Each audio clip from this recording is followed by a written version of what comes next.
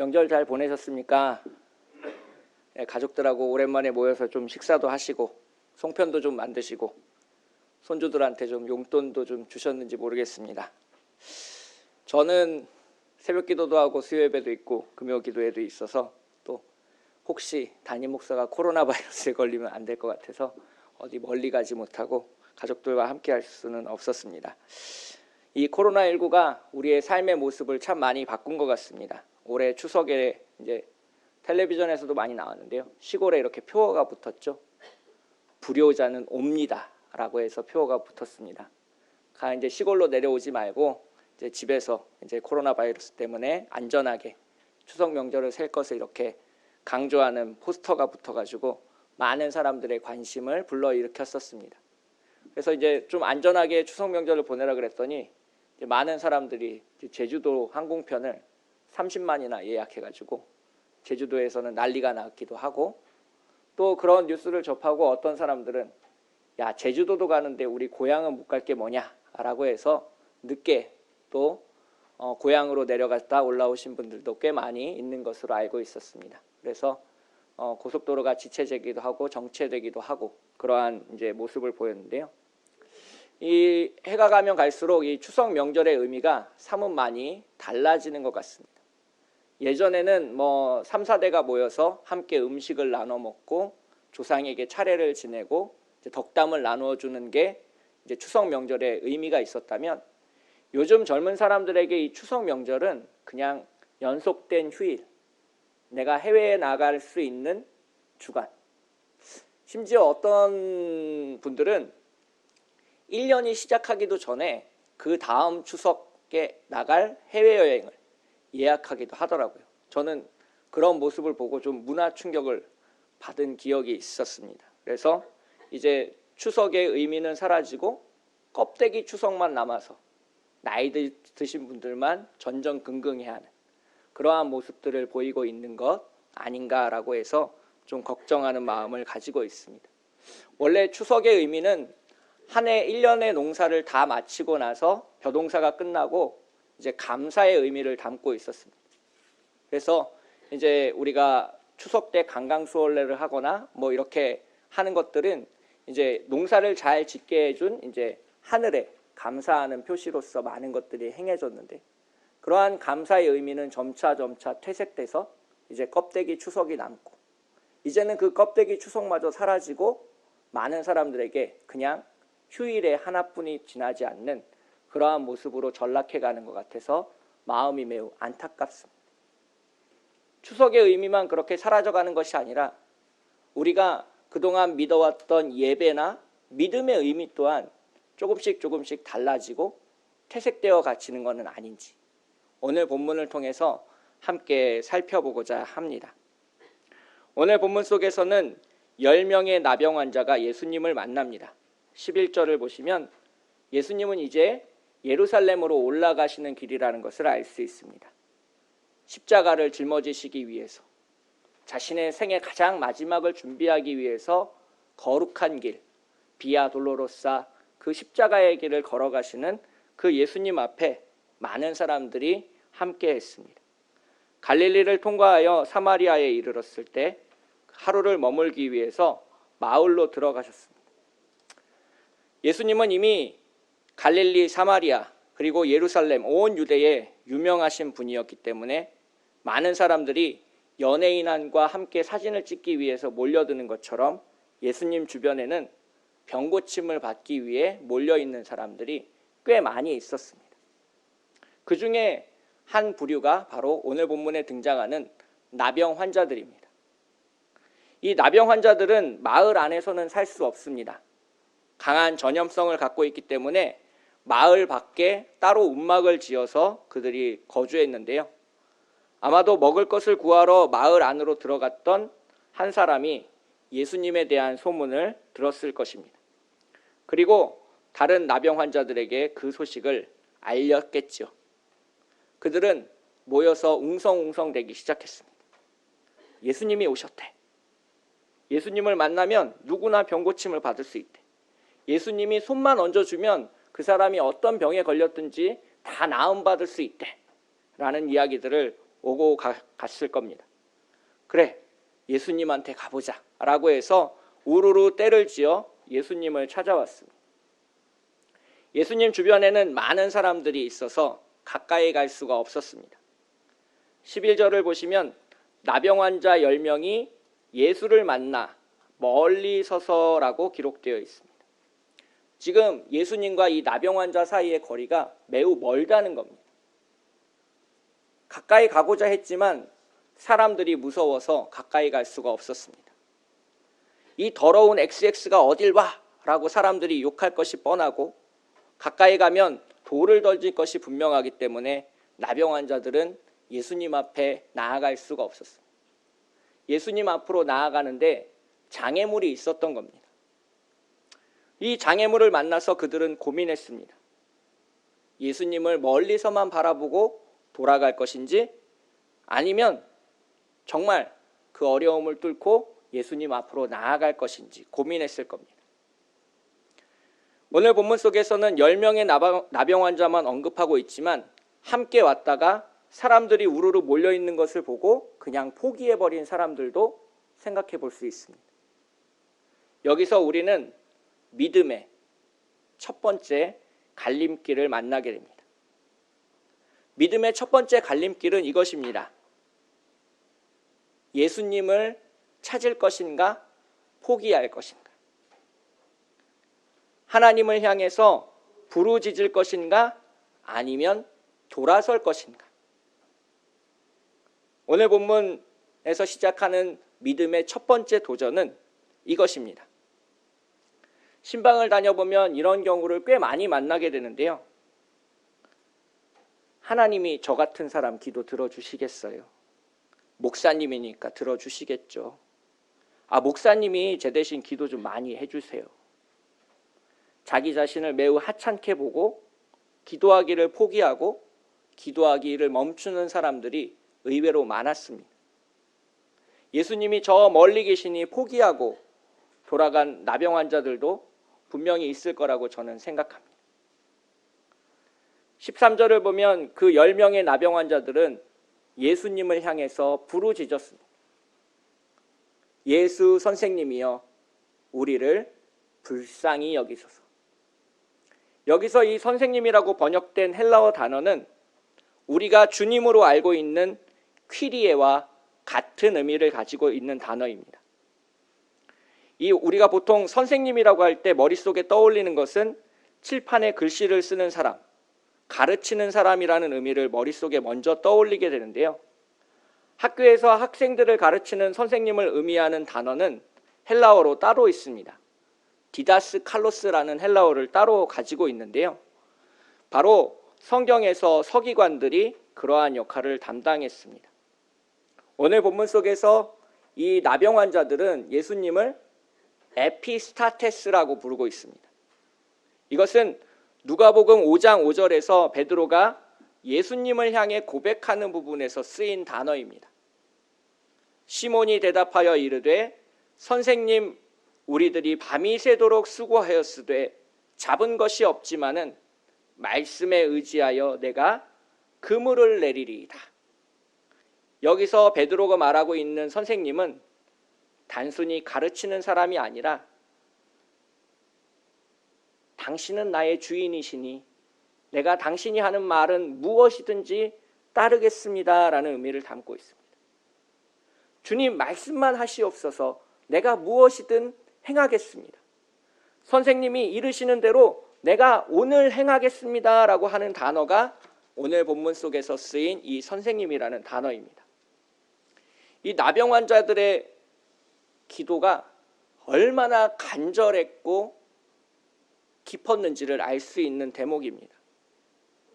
믿음의 첫 번째 도전, 예수를 찾을 것인가 아니면 포기할 것인가, 하나님을 향해 부르짖을 것인가 아니면 뒤돌아설 것인가, 이 첫 번째 도전을 뛰어넘는 열쇠는 바로 간절함입니다.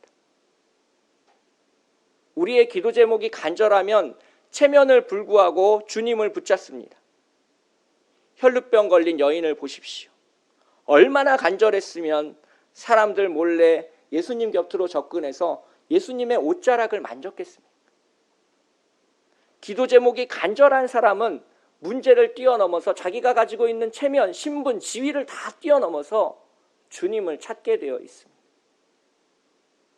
오늘도 주님을 찾으시는 우리 모두가 되시기를 축복하겠습니다. 신방을 가보면 평소에는 기도하지 않다가 그제서야 기도 제목을 생각하시는 분들이 덜어 있습니다. 평소에는 본인이 열심히 기도하지도 않고 기도할 마음도 별로 없는데 목사님이 신방 오셔서 기도 제목이 뭡니까? 라고 물어보시니까 그때부터 속으로 이렇게 생각하시는 분들이 있습니다. 이것도 기도해 주시고요. 저것도 기도해 주시고 많이 기도해 주시면 좋죠. 라고 대부분 이야기하십니다. 그런데 진짜 기도 제목이 간절하신 분들은 따로 종이를 준비해서 저에게 적어서 주십니다.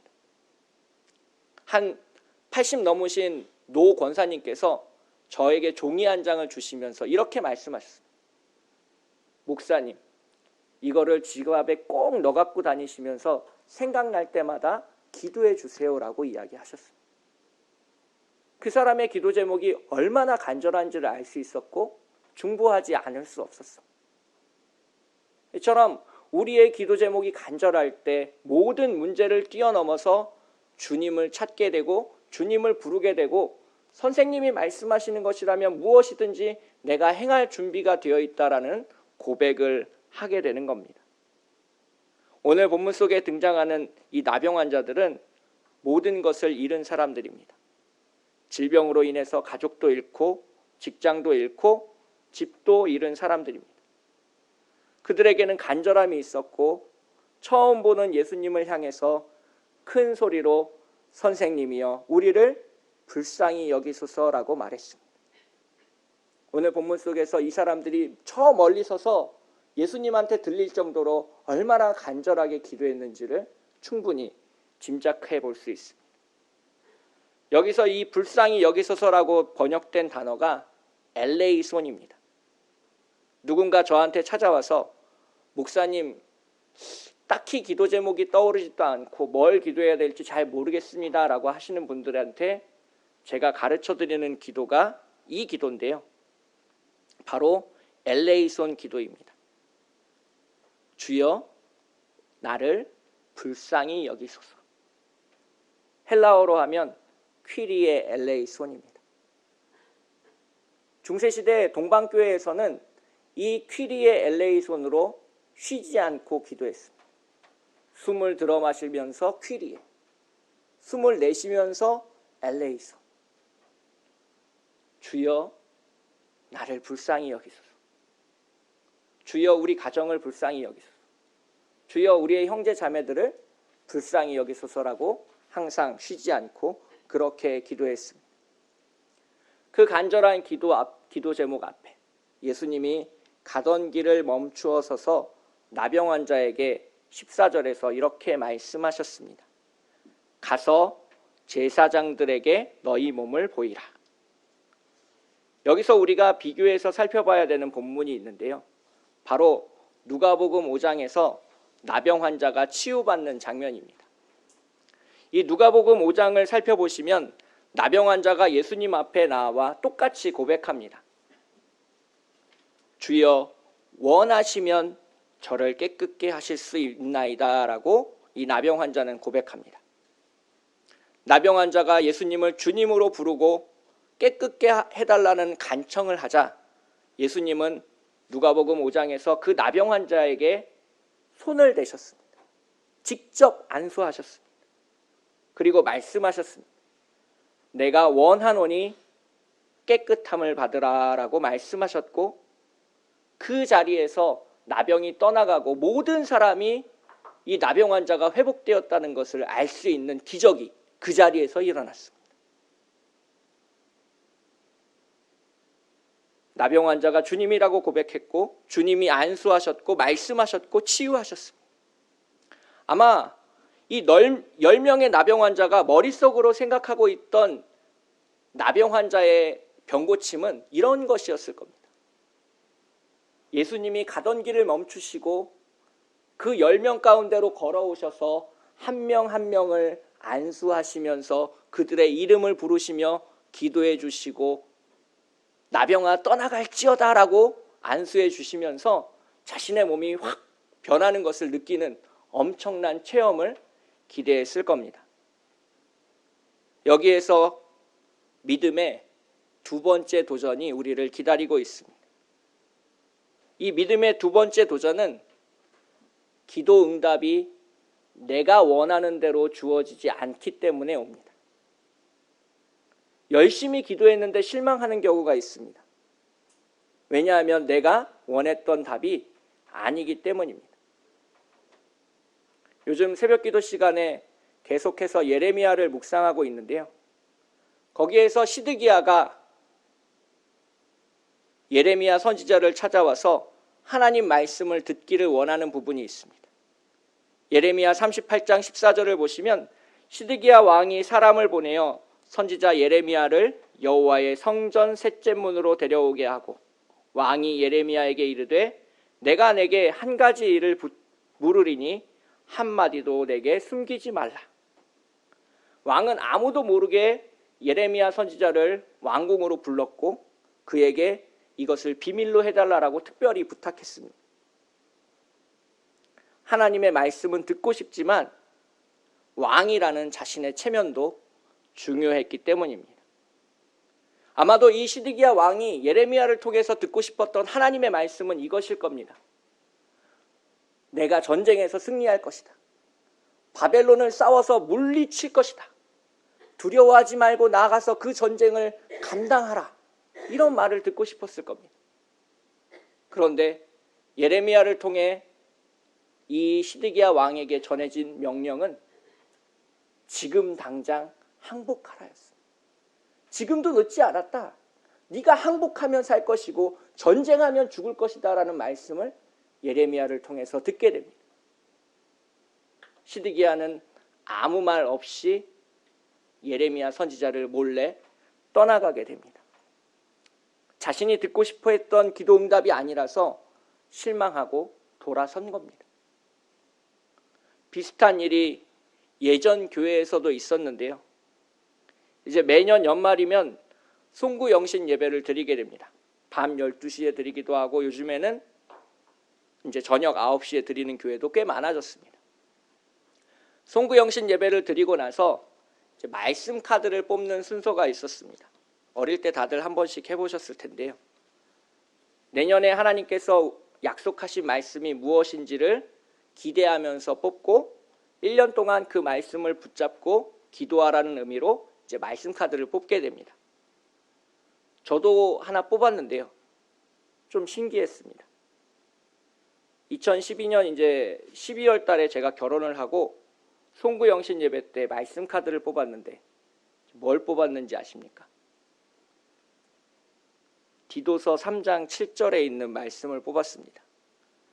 우리로 그의 은혜를 힘입어 의롭다 하심을 얻어 영생의 소망을 따라 상속자가 되게 하려 하심이다 라는 말씀을 뽑았습니다. 평소에 우리가 잘 안 읽는 말씀이잖아요. 말씀 카드를 뽑고 나서 내년에 아기가 생기려나 라는 생각을 했습니다. 영생의 소망을 따라 상속자를 주신다는 말씀으로 듣고 아기가 생기려나 라고 했는데 진짜로 2013년에 첫째 아들 정호가 태어났습니다. 재미로 뽑는 말씀 카드였는데 전 좀 신기한 체험을 하게 됐습니다. 그렇게 말씀 카드를 뽑고 나서 새해가 되었습니다. 나이가 지긋이 든 권사님이 새해 아침부터 교회를 찾아오셨습니다. 왜 교회에 오셨어요? 권사님 그랬더니 한참을 얘기를 안 하세요. 그래서 제가 잘 타일렀습니다. 저한테 말씀을 해주셔야 제가 도와드리죠. 무슨 일 때문에 그러세요? 라고 했더니 주머니에서 말씀 카드를 꺼내면서 이거를 바꾸고 싶다는 거예요. 열심히 송구영신 예배 때 기도하고 뽑으셨는데 이 말씀 카드에 든 말씀이 마음에 안 들었던 거죠. 그래서 바꾸고 싶다고 하셔서 바꿔드렸습니다. 이게 두 번째 시험입니다. 분명히 기도하고 뽑았고 기도하고 응답 받았는데 내가 원했던 게 아니라서 실망하는 것. 그래서 이 믿음에서 두 번째로 찾아오는 도전은 정말 순종할 마음이 있는가 하는 겁니다. 내 마음에 들면 순종하고 아니면 안 따르겠다라고 말하는 것은 순종이 아닙니다. 무엇을 말씀하시든지 따르겠습니다. 무엇을 말씀하시든지 따르겠습니다. 라는 순종이 필요합니다. 그래서 이 믿음의 두 번째 도전을 넘어서는 키워드는 순종입니다. 예수님을 향해서 선생님, 우리를 불쌍히 여기소서라고 말하고 예수님의 응답에 실망해서 돌아선 사람도 충분히 생각해 볼 수 있을 겁니다. 나는 예수님이 나한테 와서 안수해 줄 줄 알았는데, 나한테 예수님이 와서 나병아 떠나갈지어다라고 선포해 주실 줄 알았는데, 예수님은 가까이 오시지도 않고 그 멀리 서서 되돌아보시면서 제사장들에게 가서 너희의 몸을 보이라라는 아주 평범한 말씀을 하셨습니다. 특별하게 나를 만져준 것도 아니고 나를 특별하게 대접해 준 것도 아니기 때문에 당황했을 겁니다. 실제로 구약 성경에서 엘리사를 찾아온 나아만 장군이 이런 실망을 경험했습니다. 열왕기하 5장에서 아람의 군대 장관 나아만은 나병 환자였습니다. 그는 엘리사에게 가서 치유받기를 원해서 아주 먼 길을 여행해서 엘리사를 찾아오게 됩니다. 보통 이런 경우 외국의 군대 장관이 우리나라에서 와서 치유를 받고자 하는 경우 특별 대접을 하게 마련입니다. 좋은 침실을 마련하고 정성스럽게 약을 발라서 치유해 주기를 기대했을 겁니다. 그런데 나아만 장군이 들은 말씀은 너는 가서 요단강의 몸을 7번 씻으라라는 말을 듣고 매우 크게 실망하게 됩니다. 자신이 생각했던, 내가 기대했던 기도 응답이 아니기 때문입니다. 오늘 본문을 계속 묵상하면서 과연 10명 모두가 치유를 받았을까라는 질문을 머릿속에 떠올려 보았습니다. 보통 우리가 알고 있기로는 10명 모두가 치유를 받았고 그 중에 오직 한 명만이 예수님께 돌아왔다라고 생각을 하게 됩니다. 저도 그렇게 배웠습니다. 그런데 저는 14절을 읽으면서 10명 모두가 치유받지 못했을 가능성도 있구나라는 생각을 하게 됐습니다. 14절 후반부를 보시면 그들이 가다가 깨끗함을 받은지라라고 되어 있습니다. 여기서 누가는 치유받은 사람이 정확히 10명이었는지 아니었는지를 우리에게 말해주고 있지 않습니다. 이 하나님의 말씀은 모든 것을 정확하게 우리에게 가르쳐주기보다는 이렇게 두루뭉실하게 적혀있는 부분들이 꽤 많습니다. 그 비어있는 공간을 우리 스스로 채워넣기를 원하시기 때문입니다. 그래서 모든 사람이 66권이라는 똑같은 성경을 읽지만 받는 감동은 다르게 됩니다. 자신의 경험을 그 빈 공간에 채워넣게 되고 그 빈 공간을 통해서 말씀이 메아리쳐 나에게 다시 들려오기 때문입니다. 10사람이 읽으면 10사람이 다 다른 감동을 느끼게 되고 똑같은 사람이라고 하더라도 1년 전에 읽었을 때와 오늘 다르게 느껴질 수도 있는 것은 그런 까닭입니다. 본문 속에서 하나님께서 의도적으로 비워두신 공간을 어떻게 채워넣느냐에 따라서 묵상이 많이 달라집니다. 저는 이것을 우리의 상상력을 하나님께 복종시키는 훈련이라고 이야기합니다.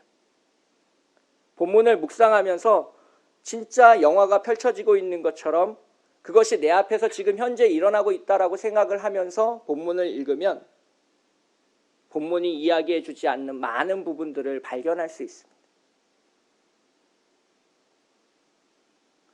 10명의 나병 환자가 길을 가다가 고침을 받았을 수도 있습니다. 하지만 그렇지 않았을 수도 있습니다. 한번 생각해 보십시오. 코로나19에 걸려서 기침을 하는 사람이 10명이나 떼지어서 마스크도 쓰지 않고 우리 곁을 지나가고 있다. 가만히 앉아서 내버려 두시겠습니까? 나병 환자 10명이 제사장을 찾아가겠다라고 무리지어서 마을 한복판을 지나서 성전으로 나아가고 있습니다. 사람들이 그것을 바라만 보고 있었겠습니까? 돌을 던지는 사람도 있고요. 욕을 하는 사람도 있고요. 문둥이라고 비웃는 사람도 있었을 겁니다. 오늘 본문 속에서 길을 가다가라고 아주 짧게 서술하고 있지만 그 길은 결코 쉬운 길이 아니었습니다. 저는 개인적으로 아마도 많은 사람들이 중도에 포기했을 거라고 생각하게 됩니다. 10명의 사람들이 예수님을 향해 부르짖었지만 10명 모두는 길을 떠나지 않았을 수도 있습니다. 10명 중 5명쯤은 예수님의 말씀에 실망하고 집으로 돌아갔을 겁니다. 이게 뭐야? 나한테 해주는 게 아무것도 없네. 그리고 3명은 길을 가다가 포기했을 겁니다. 야, 내가 치유받자고 했지 이렇게 모욕당하자고 고난받으려고 침뱉음 당하려고 돌 맞으려고 한 건 아니잖아 하면서 떠나갔을 겁니다. 마지막 남은 2사람만이 그 힘들고 어려운 길을 뚫고 성전에 도달하게 되자 자신의 몸이 조금씩 변화되고 있다는 것을 발견했을 겁니다. 마지막 순간 제사장을 향해서 자신의 단추를 풀고 옷을 벗는 그 순간 자신이 온전히 회복되었음을 경험했을 겁니다. 나았을까? 회복됐을까? 주님의 말씀에 순종하면서 여기까지 왔는데 그 기도 제목이 응답받았을까? 여호수아에서 요단강을 건너가는 제사장들의 마음이 이랬을 겁니다. 이 물이 정말 갈라질까? 모세가 없어도 우리가 이 요단강을 건너갈 수 있을까? 속으로 수많은 의심이 들지만 주님의 말씀에 따르겠다라고 이야기했기 때문에 그 믿음의 첫 발을 내딛는 그 순간 그들은 요단강이 갈라지는 기적을 볼 수 있었습니다. 나병 환자들도 마찬가지. 주님을 선생님이라고 부르고 애통하게 부르고 그분이 말씀하시는 그 말씀 그대로 제사장으로 나아가는 그 1시간, 2시간 아주 짧은 시간이었을 겁니다. 마을 바깥에서 가장 중심에 있는 성전에 도달하기까지 그 시간.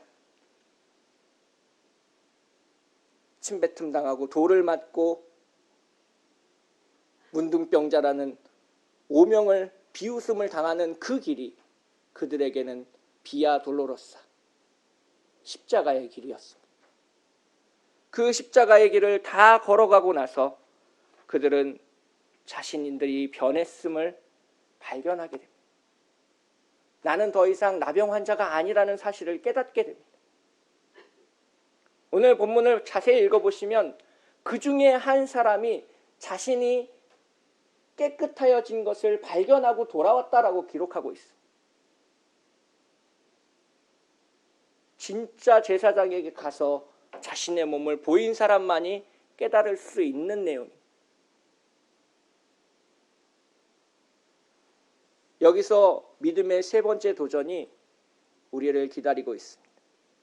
간절함으로 예수님을 찾고 예수님의 말씀에 절대적으로 순종하는 그 2번째 도전까지를 넘어온 사람한테 찾아오는 도전입니다. 바로 고난의 길을 걸어가는 시련이 우리를 기다리고 있습니다.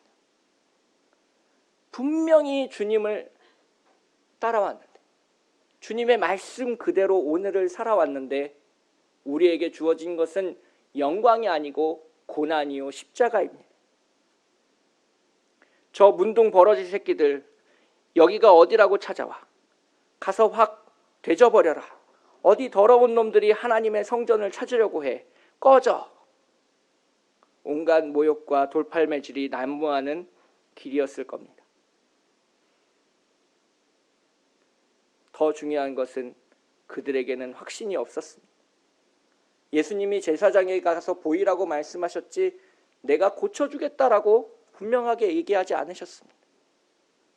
확실한 약속이 보이지 않는 상황 속에서 그들은 길을 걸어가야 했습니다. 그들이 걸어간 길은 십자가의 길이자 가시밭 길이었어. 마가복음 4장 18절 19절에서 그 가시밭 길을 걸어가는 사람들을 이렇게 얘기하고 있습니다. 또 어떤 이는 가시떨기가 뿌려진 자니 이들은 말씀을 듣기는 하되 세상의 염려와 재물의 유혹과 기타 욕심이 들어와 말씀을 막아 결실하게 하지 못하게 되는 것이요.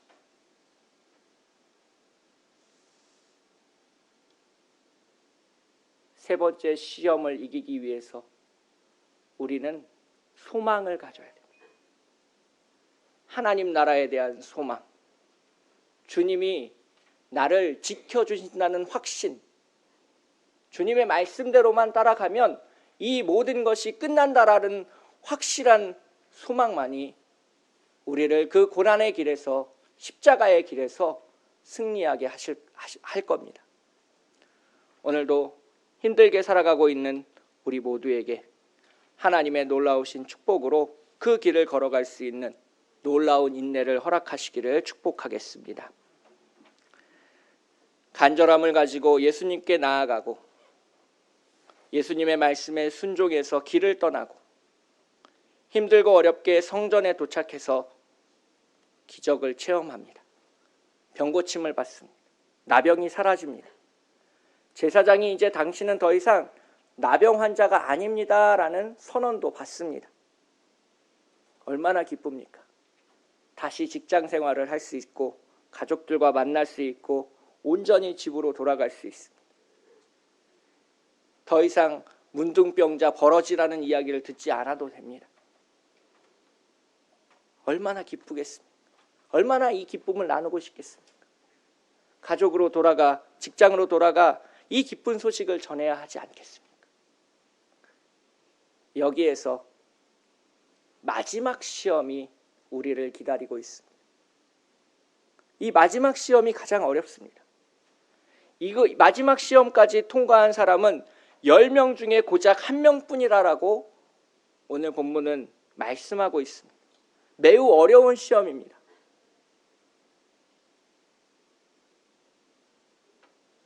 그것은 자신의 기도가 응답받았을 때, 자신에게 놀라운 변화가 있었을 때 다시 주님께 돌아가 무릎 꿇고 하나님께 영광을 돌리는 겁니다. 이게 제일 어려운 겁니다.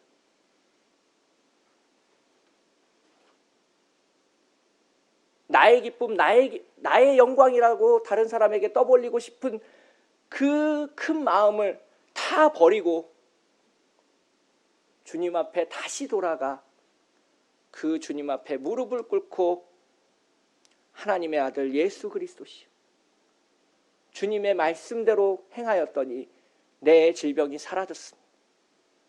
하나님께서 영광을 받으셨습니다. 주님 감사합니다. 주님 감사합니다.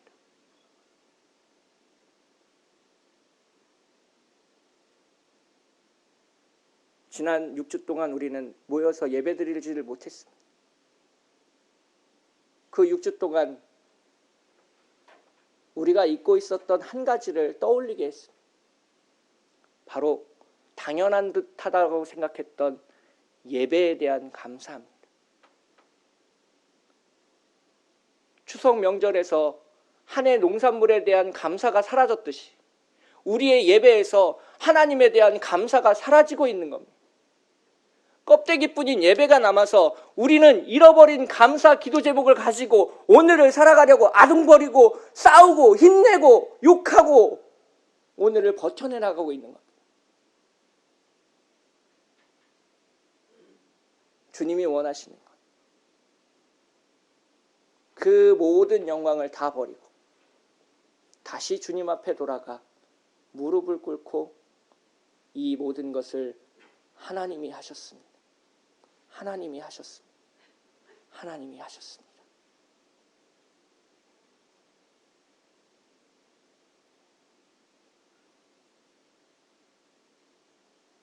구약의 위대한 지도자 모세도 이 마지막 시험에 걸려서 넘어졌습니다.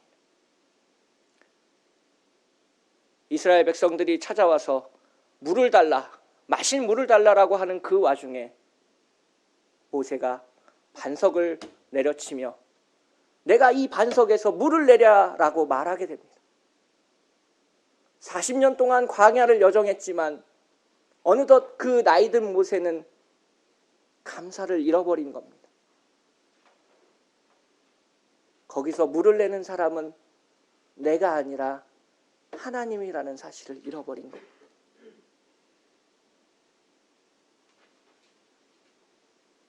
감사를 잃어버린 모세는 가나안 땅에 들어갈 수 없었습니다. 오늘 본문의 가장 마지막에 예수님은 그 나병 환자에게, 치유받은 나병 환자에게 이렇게 말씀하셨습니다. 일어나서 가라. 믿음이 너를 구원하였느니라 라고 말하고 있습니다. 병 고침은 10명 다 받을 수도 있습니다. 그건 아무 상관이 없습니다. 예수님의 관점에서는. 예수님의 관점에서 제일 중요한 것은 다시 하나님께 돌아와 영광을 들리는 그 한 사람이 구원을 받았다는 사실입니다. 오늘 우리에게 필요한 것도 이것입니다. 이 세상의 모든 영광을 다 버리고 다시 주님께 돌아가 주님 앞에 무릎 꿇고 겸손히 하나님의 영광을 내가 보아서 감사합니다. 주님의 말씀대로 살 수 있어서 감사합니다. 힘들고 어려운 길이었지만 주님과 함께 할 수 있어서 영광이었습니다. 이 믿음의 4가지 시험을 다 통과한 사람만이 받을 수 있는 게 바로 구원입니다. 주님을 찾을까 말까 할 때 주님을 찾고, 주님의 말씀에 순종할까 말까 고민할 때 아무런 주저함 없이 말씀에 순종하고, 그 말씀대로 살아가기엔 너무나도 척박하고 힘든 그 상황을 인내하며 견디며 소망하며 나아가서 마침내 주님의 영광을 보았을 때 이것을 내 것이라고 주장하지 않고 다시 주님께 돌아와 주님 앞에 무릎 꿇고 주님의 말씀대로 내가 고침을 받았습니다. 주님의 말씀대로 내가 나음을 입었습니다. 하나님의 영광을 보았습니다. 내가 구원받았습니다.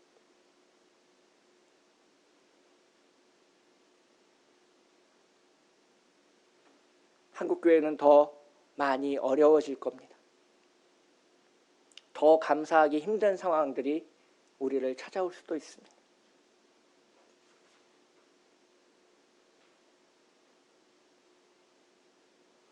이건 꼭 말씀드리고 싶습니다. 한국교회가 이렇게 나락으로 떨어진 것은 우리가 감사를 잃어버렸기 때문입니다. 오늘도 주 안에서 감사하시며 하나님과 동행하시는 우리 모두가 되시기를 축복하겠습니다. 함께 기도하겠습니다. 사랑과 은혜가 풍성하신 하나님 아버지, 주님과 함께 이 길을 걸어갈 때 너무나도 힘들고 아프지만 하나님 나라를 대망하며 인내하고 소망하며 기도하며 이겨내 나갈 수 있도록 인도하여 주시옵소서. 마침내 하나님의 영광을 보았을 때 그것을 나의 영광이라고 떠벌리는 것이 아니라 다시 주님 앞에 돌아와 무릎 꿇고 예수 그리스도를 주님으로 고백하고 이 모든 것이 주님의 뜻이었다라고 고백할 수 있는 단 한 사람의 나병 환자가 되게 하여 주시옵소서. 우리의 믿음이 자라 그 4번의 시험을 다 건너뛰고 하나님과 기쁨을 나누는 형제 자매가 되게 하여 주시옵소서. 무너져가고 있는 이 한국교회를 떠받치는 감사의 참빛교회가 되게 하시고 그 잃어버린 감사의 기도 제목을 다시 회복하는 놀라운 은혜와 은총을 우리에게 더하여 주시옵소서. 일어나서 가라, 너의 믿음이 너를 구원하였느니라라고 말씀하시는 그 예수님의 칭찬을 듣는 참빛교회가 되게 하여 주시옵소서. 주님과 함께 동행하며 온전히 변화되어 하나님과 함께 살아가는 우리 모두가 될 수 있도록 주님께서 은혜 내려 주시옵소서. 거룩하고 아름다우신 우리를 사랑하시는 예수님의 이름으로 간절히 기도합니다.